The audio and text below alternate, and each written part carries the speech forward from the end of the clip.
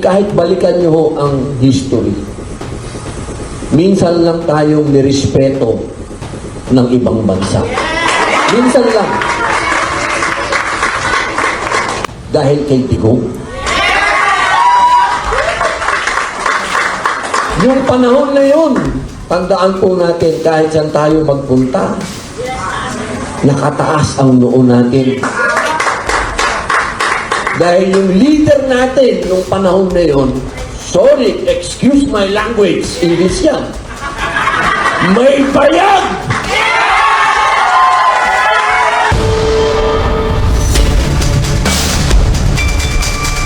At nainis ako doon sa sabi kanina, bakit daw 300,000 lang tayo? Alam nyo, mga kababayan, sa eleksyon, ang ginagastos, bilyon. Buong Pilipinas, meron po yung tinatawag na binibigay ang gobyerno para sa campaign. Binibigay po yan para information campaign. Alam niyo po ba dito, isang poster lang sila. Umiikot po, wala pang budget yan. Kanilang bulsa lang ho. Pero nakakuha na sila ng 300,000, ibig sabihin. Siguro kung binigyan niya ng billion na budget, baka lumagpas mo ng 35, baka 100 million yan. Kaya ho yung mga walang sense yung mga sinasabi, mga nagpapanggap na mga super talino, pambihira kayo, hindi nga kayo maka 12,000. Eto, ilan lang po, 4 months? 4 months, 300,000. Naka-poster lang ho sila. Isipin nyo yun. Kaya, mga mahal kong kababayan, ito pong ginagawa namin. Makikinamin na ho ako. Dahil ang totoong mga bayani dito ay sila. Sila ho mga nakikita nyo sa harap na kasama ko, yung mga nasa likod ho ng camera. Sila ho talaga yung mga lumalakad. Namin lang ho ako. Mga kababayan, tandaan po ninyo, wala po kaming bayad dito. Lahat po kami dito, nandito kasi mahal namin ang Pilipinas. Mahal namin ang mga Pilipino. At alam naman ho nating lahat, kahit balikan nyo ho ang history, minsan lang tayong nirespeto ng ibang bansa. Minsan lang. Yung mga bansa na kinakatakutan ng mga leader, nirespeto tayo. Nandiyan ho si Putin. Nandiyan. Si Xi. Nandyan po si Presidente ng Amerika ngayon. Nakalimutan ko. Kinampanya ko yan pero hilig sa gera. Si Trump. Yung mga leader na yan, ang ipinakita ho niyang respeto sa atin dahil kay Digong. Yung panahon na yun, tandaan po natin kahit saan tayo magpunta, nakataas ang noo natin. Dahil yung leader natin nung panahon na yun, sorry, excuse my language, English yan, may bayag!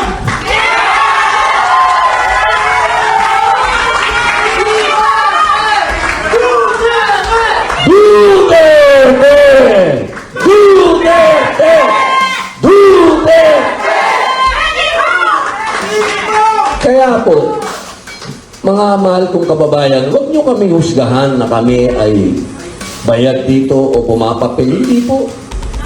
Kami po ay nagbabayad lamang ng utang na loob kay Digong.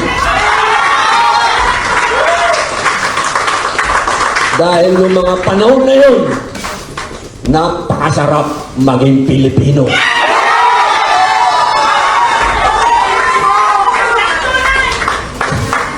Bilang panghuling salita, mga mahal, hindi, ngayon lang ho baka naman mahirap yung panghuli, mami. Para lang ho dito. Minamalat na rin ako, kakasigaw pa.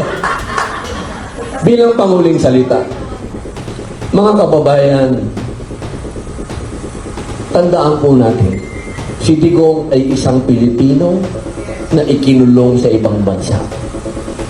Iyan po ay pagyurak sa ating pagka-Pilipino. Kaya anong kulay mo ngayon? May dilaw ka, pink ka, pula ka, o itim ka. Tandaan po ninyo, Pilipino ka. Maraming salamat po.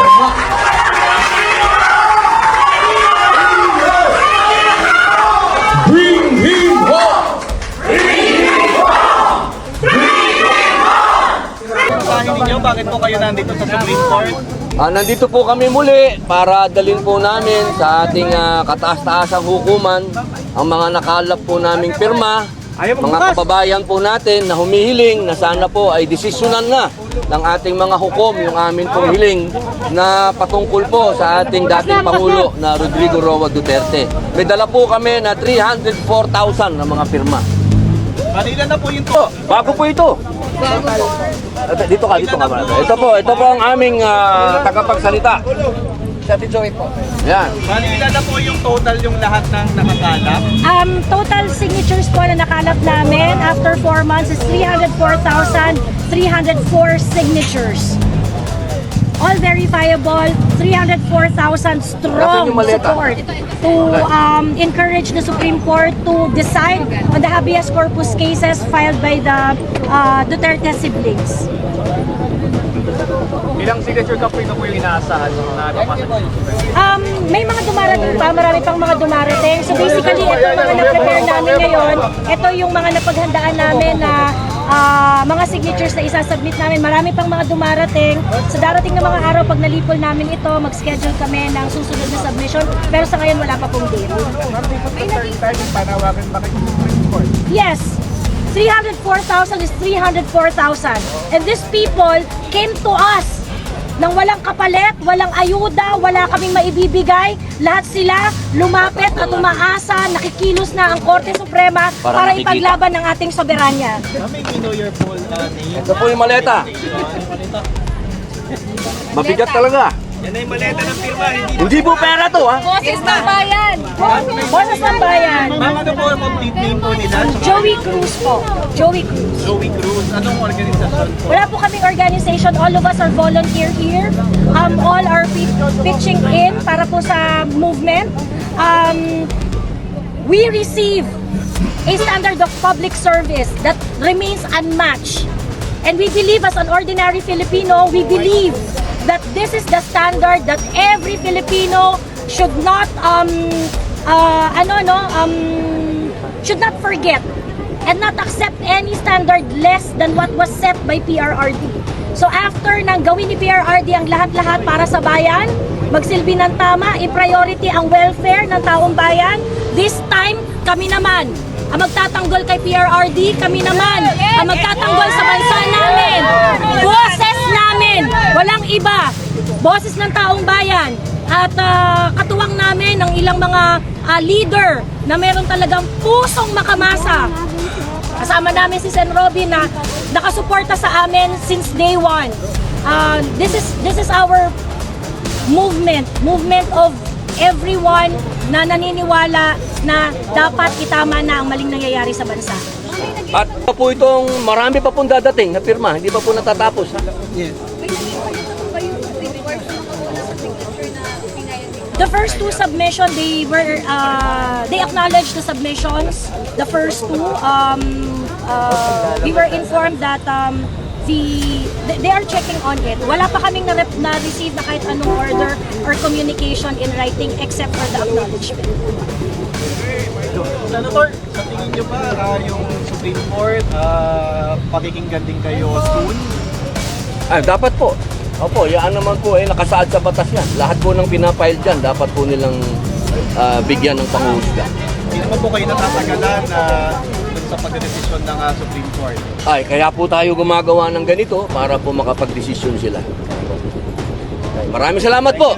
Hanggang dito na lang muna ang ating video at kung nagustuhan nyo, huwag kalimutan mag-subscribe at pindutin nyo na rin ang notification bell para ma-notify ko sa ating susunod na video. Maraming salamat!